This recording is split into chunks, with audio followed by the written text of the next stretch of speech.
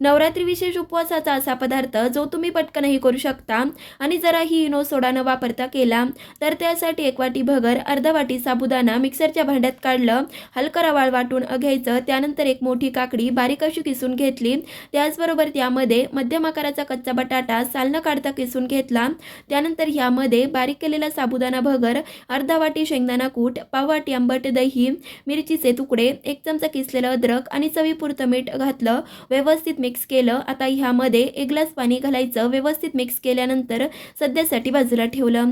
आता इथं चटणीसाठी अर्धा वाटी सुक्या खोबऱ्याचे काप, 2 हिरव्या मिरच्या, 2 चमचे आंबट दही, 1 चमचा साखर, चवीपुरतं मीठ आणि गरजेपुरतं पाणी घालून चटणी करून घ्यायची. आता इथं आप्पेपात्र गरम केलं. प्रत्येक आप्पेपात्रात अर्धा चमचा तूप सोडलं.